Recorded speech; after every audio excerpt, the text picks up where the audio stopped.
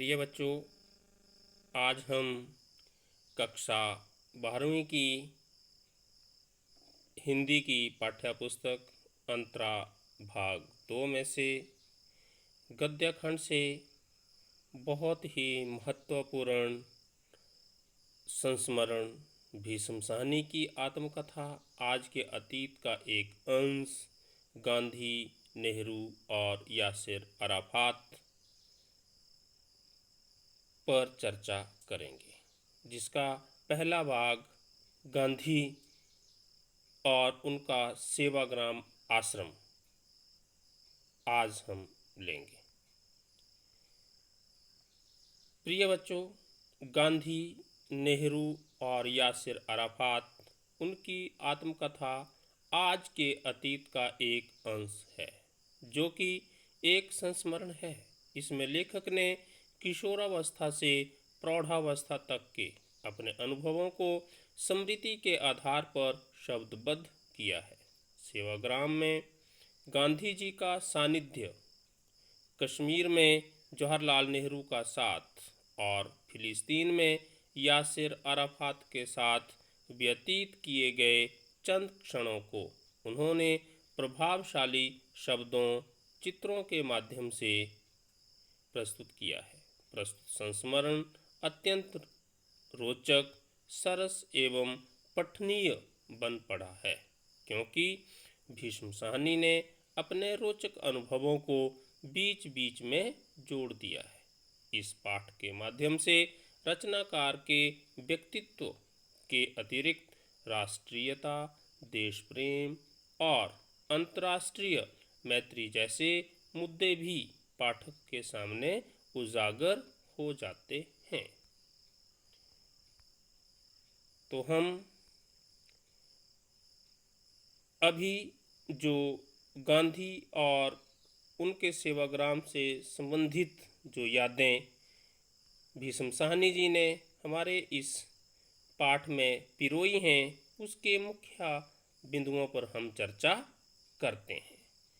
तो भीष्म साहनी जी का सेवाग्राम में जाना सन 1938 के आसपास हुआ था, क्योंकि वहाँ पर उनके बड़े भाई बलराज साहनी जी रहा करते थे।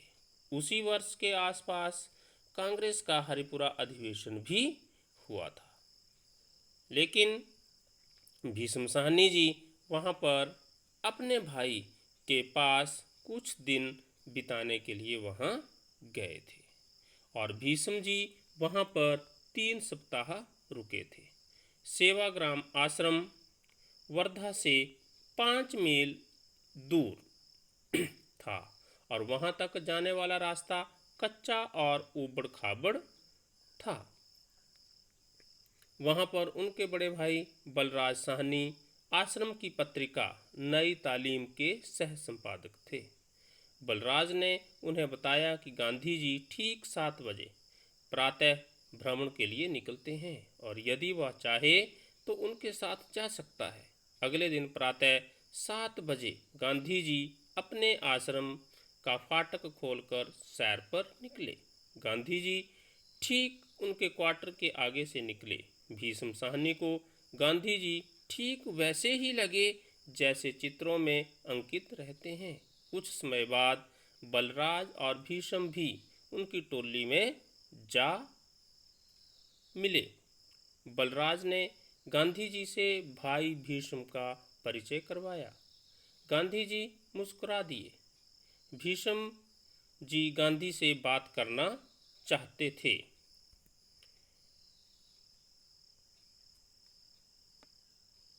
उन्हें सूझ नहीं रहा था कि क्या बात करें। एकाएक उन्होंने अपनी जन्मभूमि रावलपिंडी का प्रसंग छेड़ा। गांधी जी कोहाट से रावलपिंडी होकर आए थे। उन्होंने अपने अनुभव सुनाने प्रारंभ कर दिए। गांधी जी के साथ डॉक्टर सुशीला नैयर व उनके निजी सचिव महादेव देसाई भी सुबह की सैर पर निकले हुए थे। गांधी जी के आश्रम के चारों ओर एक जापानी भिक्षु लगातार चक्कर लगाता रहता था और उसका वो चक्कर जो था वो शाम को, वो प्रदक्षिणा जो थी वो शाम को आरती के समय समाप्त, प्रार्थना के समय समाप्त होती थी और वह प्रार्थना स्थल पर पहुंचकर बड़े भाव से गांधी जी को प्रणाम करता और एक तरफ बैठ जाता था। सेवाग्राम में उस समय पृथ्वी सिंह आज़ाद, मीराबेन, अब्दुल गफ्फार खान, डॉक्टर राजेंद्र प्रसाद आदि महान व्यक्तित्व आए हुए थे।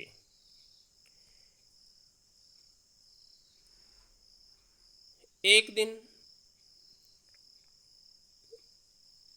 दोपहर को गांधी जी के आश्रम के बाहर एक 15 वर्षीय बालक लगातार चिल्लाने लगा कि उसे पेट दर्द हो रहा है।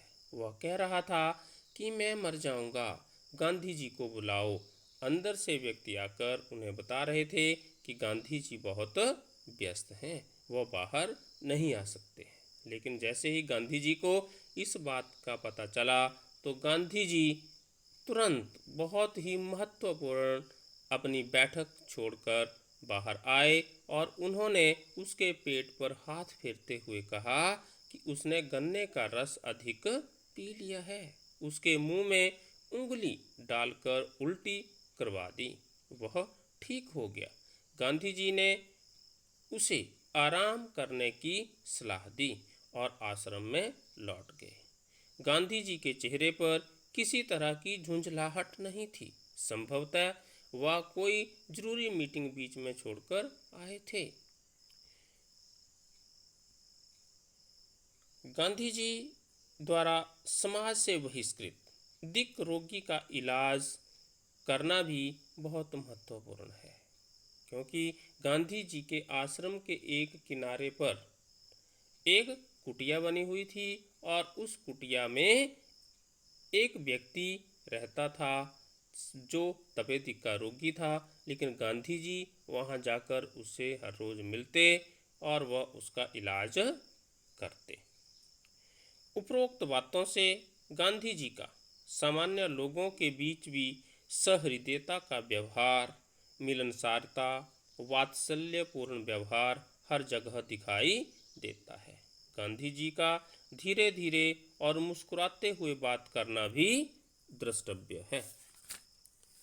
अब हम जितना हमने चर्चा में भाग लिया उससे संबंधित कुछ प्रश्न कर लेते हैं जो परीक्षा की नज़रिए से भी बहुत महत्वपूर्ण है। पहला प्रश्न है, लेखक सेवाग्राम कब और क्यों गया था? जिसका उत्तर इस प्रकार बन सकता है। लेखक भीष्म साहनी जी 1938 में सेवाग्राम गए थे। वहाँ वह अपने बड़े भाई बलराज साहनी से मिलने गए थे, जो आश्रम में रह करके नई तालीम पत्रिका के सह संपादक के रूप में काम कर रहे थे। भीष्म जी वहाँ पर अपने भाई के साथ 3 सप्ताह तक रहे थे। गांधी जी को निकट से देखने और जानने का अवसर भी उन्हें सेवाग्राम में रहते हुए ही मिला था। प्रश्न नंबर 2, लेखक का गांधी जी के साथ चलने का पहला अनुभव किस प्रकार का रहा? गांधी जी प्रातःकालीन भ्रमण के लिए अपने काफिले के साथ निकले तो बलराज साहनी सहित भीष्म जी भी उनसे जा मिले। गांधी जी से भीष्म का परिचय उनके भाई बलराज साहनी ने करवाया।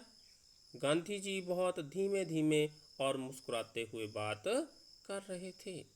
भीष्म जी ने रावलपिंडी की बात की तो गांधी जी अपनी कोहाट से रावलपिंडी तक की यात्रा की यादों में खो गए और उनके निजी सचिव देसाई जी ने भी रावलपिंडी से जुड़े अपने संस्मरण सुनाए।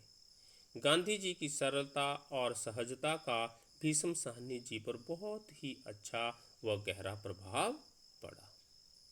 तीसरा प्रश्न, लेखक के सेवाग्राम में किन किन लोगों के आने का जिक्र किया है? गांधी जी का सेवाग्राम आश्रम वर्धा से 5 मील दूरी पर एक गांव में स्थित था। आश्रम तक जाने वाला कच्चा रास्ता ऊबड़ खाबड़ था और वहां तक केवल इक्के पर बैठकर ही पहुंचा जा सकता था। भीष्म जी ने आश्रम में आने वाले अनेक देशभक्तों का उल्लेख किया है, जिनमें से प्रसिद्ध क्रांतिकारी पृथ्वी सिंह आज़ाद, खान अब्दुल गफ्फार खां, राजेंद्र प्रसाद तथा मीनाबेन जैसे प्रसिद्ध लोग वहां आए हुए थे। प्रश्न नंबर 4, रोगी बालक के प्रति गांधी जी का व्यवहार किस प्रकार का था? इसका उत्तर कुछ इस प्रकार रह सकता है। गांधी जी भरी दोपहर में उस 15 वर्षीय बालक की कुटिया तक आए जो दर्द से चिल्ला रहा था। वे अपना बहुत ही महत्वपूर्ण बैठक या कार्य छोड़कर बाहर निकले थे। उसने गन्ने का रस ज़्यादा पी लिया था और पेट में अफारा आने की वजह से पेट की दर्द से वह बालक चिल्ला रहा था। गांधी जी ने उसे उल्टी करवाई तो उसका पेट हल्का हो गया और वह बालक ठीक हो गया। गांधी जी का बालक के प्रति व्यवहार अत्यंत वात्सल्यपूर्ण था। गांधी जी बार बार कहते रहे, ईख पीता रहा है, इतनी ज़्यादा पी गया, तू तो पागल है। गांधी जी बालक को देखने जरूरी मीटिंग से उठकर आए थे। बालक के प्रति किसी प्रकार का क्रोध उन्होंने नहीं जताया और ना ही अनुभव किया।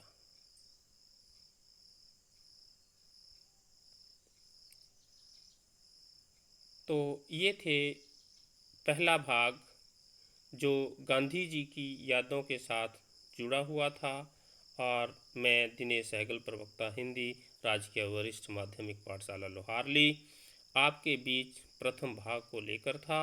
अब अगले भाग में हम दूसरा नेहरू और यासिर अराफात से संबंधित संस्मरण को लेकर आएंगे। जय हिंद।